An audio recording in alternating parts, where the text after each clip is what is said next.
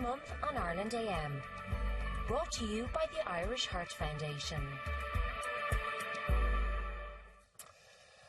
Now, about 1/3 of all women in Ireland will die of cardiovascular disease, yet many women still view a heart attack as mainly being a male problem rather than being a serious issue for them too. This month sees the launch of the Irish Heart Foundation's Red Alert campaign, which is sending out a warning to women to keep an eye on their heart health. All this month we're going to be following one woman as she undergoes a full health check and lifestyle makeover. Before we meet our applicant, we sent her for some tests in the Bon Secours Hospital in Glasnevin.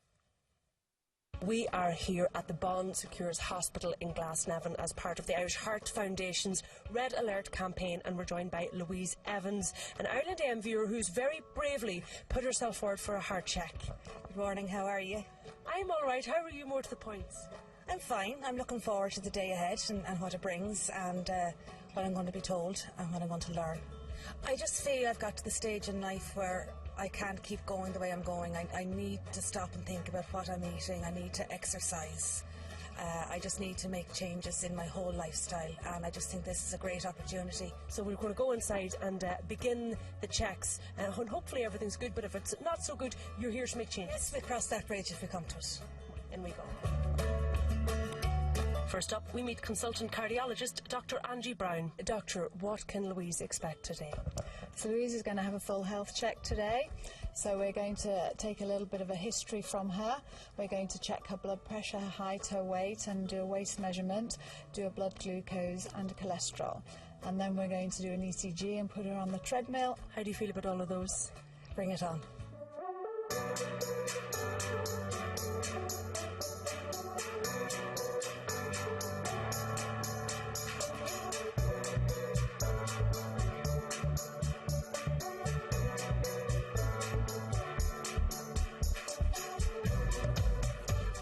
Look at whether or not Louise's heart is working normally, Dr. Angie arranged for her to have an ECG. This test measures the electrical activity of the heart to make sure there's no rhythm disturbances.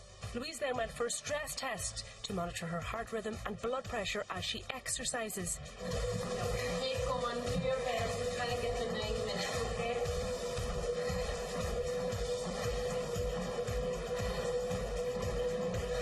Any chest pain? No.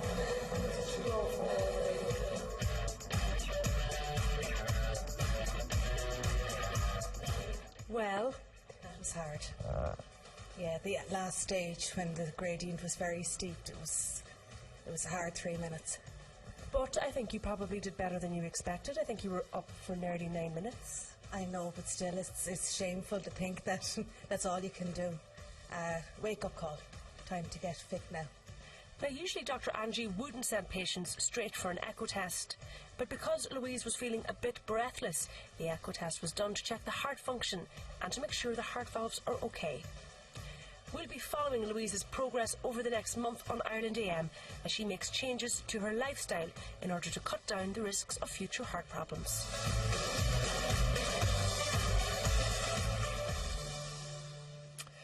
Right, joining us now are Louise Evans from Wexford and consultant cardiologist at the Bon Secours Hospital, Dr. Angie Brown. Good morning to you both. Thank you very much indeed. And particular thank you to you, Louise, for doing this, because this is very public. And it takes guts to do this, right? Because you're setting yourself, well, you're opening yourself up to admitting your flaws in public, and the fact that you're going to do something about it, which means that you're also kind of backing yourself into a corner in public. But what was the catalyst that made you decide to do this? Well, it's been coming for a while where I know I can't keep going the way I am with my diet and lack of exercise. And I'd seen this report on TV3, and I just thought this is a great opportunity to apply. And I ended up being approached to do it. And I just thought with one-on-one support from a dietitian, a cardiologist, fitness guy, and the support of all the staff in the Irish Heart Foundation, it's just wonderful. So you saw it as a great opportunity to get yourself sorted? Absolutely, because you have the help and the encouragement. So you were already aware that you weren't in great shape physically? Oh, very aware. When you say very aware, what do you mean? I mean, explain to me what your diet is like, what your lifestyle is like. Well, I love sugar, and my diet had way too much sugar in it, and I didn't exercise at all. And I suppose I got to the stage in my clothes where I felt I can't keep going, something's going to give. So now is the time to to make changes. But I mean, you're a working mom, 2 kids. I mean, you must have a reasonably active lifestyle, just in the sense of that you're going all the time. Active, Mark, for other people, but not for me. So many mommies sitting out there now going, yep, that's me. Yeah, so part of the changes that Frank pointed out to me is instead of sitting in the car while the kids are training, get out of the car and walk, and that's what I did last Saturday morning. Did the kids play a part in this though as well, Louise? Because you want to be fit and well and healthy and be there for your children. Yeah, absolutely. Like they're very much into sport and they enjoy their sport. So I'd like to be able to take part in that and run around with them and enjoy walks and not kind of put it off because I'm not able. When you decided to do this, I'm sure you must have talked to friends, family, and you know, your circle, your gal pals and all the rest of it. Did any of the rest of them say to you, do you know what, actually now that you've taken the lead, I'm joining you in this? I haven't really told many people. Oh, so they're finding out now, are they? Yeah, I've kept it quiet. I've told a handful of people that I know are really good for support and motivation. Okay, now you decided you had a problem, you were going to do something about it, you went and you got the results. Were the results better or worse than you expected? I thought my cholesterol would be higher because it has come back as being high before. So I was surprised with that, that it wasn't as high as I thought it was going to be. So I'm looking forward to seeing the changes in it after 4 weeks of diet and exercise. Well, let's bring the expert in here. Let's bring Angie in here. Angie, thank you for being here. When it comes to Louise's results, just take us through, because we saw footage there of her being put through her paces. So what did we discover about Louise's general fitness and her heart health? So the first thing, we asked a little bit about family history, and Louise does have a family history of heart disease, so that's an important factor. And she's already told you a little bit about her lifestyle, but she didn't mention that, you know, she does smoke a little bit at weekends. Yes, I noticed she kept that out of the discussion. When she has a glass of wine, so that's very important that we try and get rid of that aspect of her lifestyle as well. And so then we go on to blood pressure, which is great. It was 108/79, and we're looking for a blood pressure of less than 140/90, so that's great. Her cholesterol was a little bit up. It was 5.48, so you'd like that to be less than 5. But that's not dramatic, though. It's not. I thought that was pretty good, actually. Mine's higher than yours.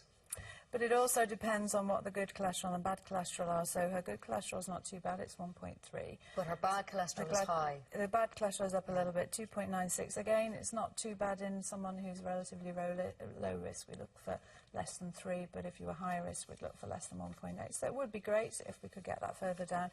Triglycerides are up a bit, 2.65, so we need to get those down with cutting down the alcohol and with change in diet and exercise. That certainly will improve. And so then we go on to... What about the level of sugars?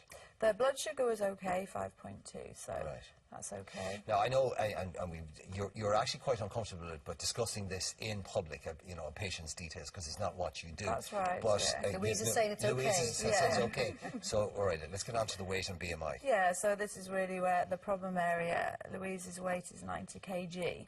What height are you, Louise? Small. So she's I'm just under 5'3". Yeah, which is 159 centimetres, so we can work out the BMI from the height and weight.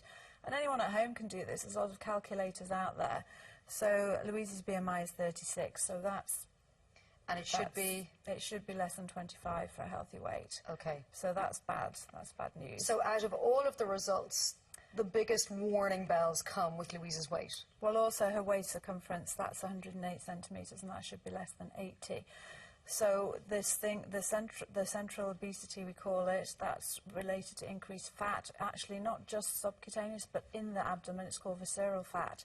And this is closely correlated with your cardiovascular risk, though it significantly increases your risk of heart attack and stroke. So if Louise kept on this route, her risk would be significantly increased of diabetes, high blood pressure, stroke, heart attack. So it's really very important that she's addressing these issues now. And you are. Yeah. So what happens now, Louise? Well, I took the cobwebs off the bicycle on Sunday. Well done, well done. And I took the bike out.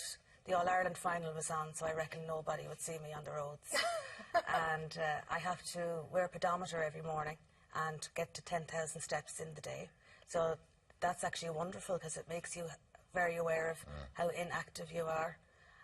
So there's exercise going on during the day and after work And as we're well. going to be following you as well, Louise. We're going to be seeing your So progress. we'll meet you again. Thank you once again for doing this. Okay. I think Thanks you're very really much. brave, Thanks. especially talking about your weight in public. Fair play to you. Cheers, Angie. Thank you very much Thank as you. well. Now, we're going to take a break and join us for lots more to come here on Ireland AM. See you in a few. Heart Month on Ireland AM. Brought to you by the Irish Heart Foundation.